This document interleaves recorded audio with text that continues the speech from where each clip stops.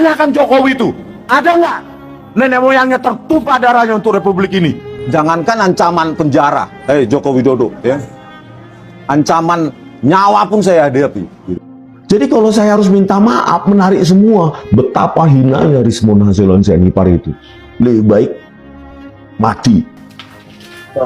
Selamat sore Pak Rismon, terkait kedatangan. Oke, saudaraku, itu tadi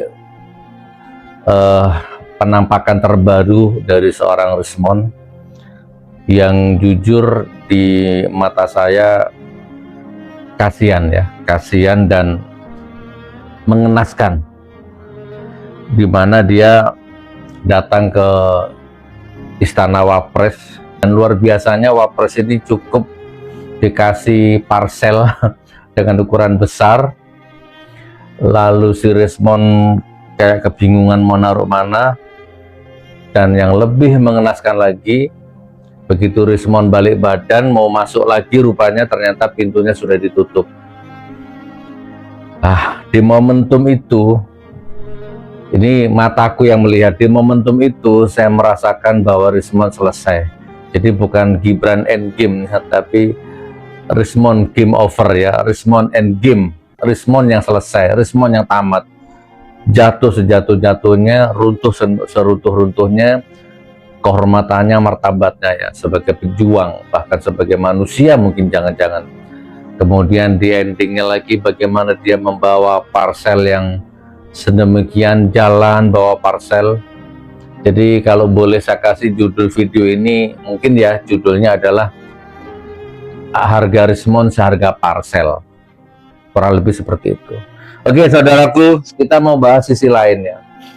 Kenapa kok Rismon bisa akhirnya jadi termul ya, mungkin calon termul sejati nih. Jadi nanti Rismon ini prediksiku ya, feeling saya, Rismon ini akan menjelma menjadi dewanya termul. Jadi termul-termul yang lain itu kalah semua nanti sama Rismon. Kalau informasi yang masuk ke saya ini benar. Jadi ternyata ada desas-desus, ada informasi yang masuk ke saya, dan bukan hanya saya, yang lain-lain juga mengatakan ini, bahwa ternyata Rismon sendiri itu kan memang juga bermasalah, ya, bermasalah sehingga dia memang tersandra akhirnya dengan kasusnya dia yang di Jepang. Konon kabarnya ya, karena saya mau konfirmasi ke orangnya langsung, mau tabayun juga sudah malas karena nomornya sudah aku blokir. Nah ini perlu Anda ketahui ya, saya itu punya kebiasaan kalau janji sama orang, entah janji waktu, janji uang, umpamanya, kamu janji mau mengembalikan uang, umpama besok, atau janji ketemu besok gitu ya, janji sama saya ini, janji waktu, janji uang, atau janji apapun saja, ya kalau luput ya omongannya, karakternya, kalau luput itu langsung saya blokir nomornya. Karena saya lagi belajar jadi orang disiplin, belajar jadi orang yang disiplin waktu, disiplin mulut, disiplin kata-kata. Sehingga kalau ada orang yang tidak disiplin mulutnya, tidak disiplin kata-katanya, tidak disiplin waktunya, itu saya nggak mau berhubungan sama mereka, langsung saya blokir. Saya blokir 7 turunan. Saya blokir 21 turunan, langsung saya talak 33. Oke teman-teman. Jadi Rismon ini langsung saya blokir ya. Langsung saya talak 33 ya. Jadi Rismon ini dia itu dapat beasiswa di Jepang, apa sih, Yamaguchi atau apa itu ya, saya nggak ngikuti, cari infonya banyak. Konon kabarnya Rismon ini dapat beasiswa yang di Jepang itu, ternyata dia drop out atau apalah, intinya nggak lulus, sehingga si Rismon ini balik ke Indonesia dan dituntut harus mengembalikan beasiswanya itu yang jumlahnya konon kabarnya besar. Nah karena si Rismon ini nggak mampu mengembalikan itu, maka si Rismon membuat surat keterangan kematian palsu yang ditandatangani oleh istrinya. Jadi Rismon bikin surat keterangan bahwa dia sudah mati, istrinya tanda tangan. Ini kasus yang berat yang terjadi di Jepang. Ini yang dijadikan senjata pamungkas oleh para termul-termul, oleh para penyembah-penyembahnya Jokowi itu. Ini info yang masuk ke saya, tapi saya nggak tahu valid apa enggak, coba dicek. Karena sekali lagi si Rismon sudah tak blokir, nah aku udah nggak mau komunikasi sama dia.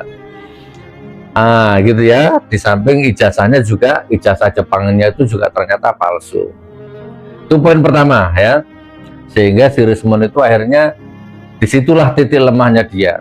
Jadi semua omongannya akhirnya nggak berlaku. Saya lebih baik mati daripada minta maaf. Saya lebih baik mati, saya lebih baik di penjara daripada berdamai. Itu nggak berlaku semua akhirnya. Ya, tampak aslinya, kelemahannya di situ. Akhirnya betul-betul sekakmat. Jadi bisa ditangkap dua-duanya, suami istri itu, Rismon dan istrinya itu kalau benar.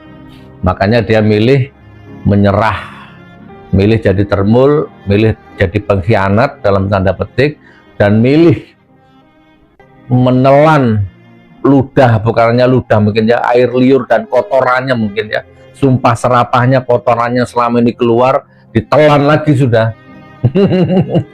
Buku setebal berapa itu, 700 halaman atau berapa itu semuanya dibantah, dipatahkan sama dia sendiri. Jadi saya bisa bayangkan, nah akhirnya dikompilasi dengan yang Tarsel tadi, oh ternyata segitu harga dirinya seorang Rismon, dia hanya seharga parcel itu belum dari sisi dampak sosialnya.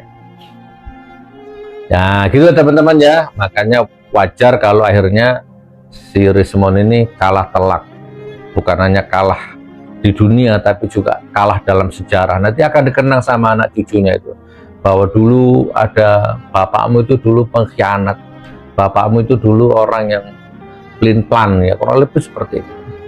Itu teman-teman info yang masuk ke saya. Jadi kalau ada yang nanya ke saya kan banyak tuh, gimana Gus Rismon kok bisa begitu? Nah itu jawabannya. Sementara yang masuk ke kupingku, nggak tahu bener apa salah, tabayun aja sendiri.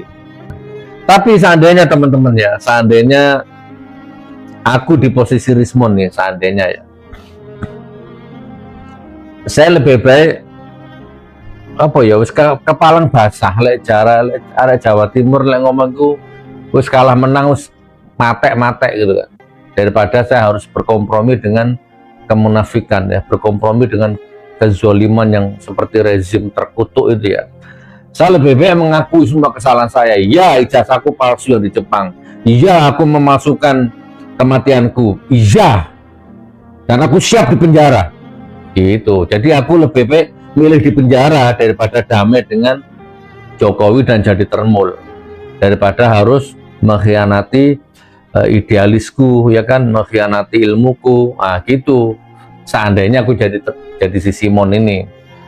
Jadi kasusku daripada ya udah, ini memang masa laluku memang jelek, masa laluku memang buruk, silahkan laporkan dan aku siap di penjara, dan nanti akhirnya di penjara beneran.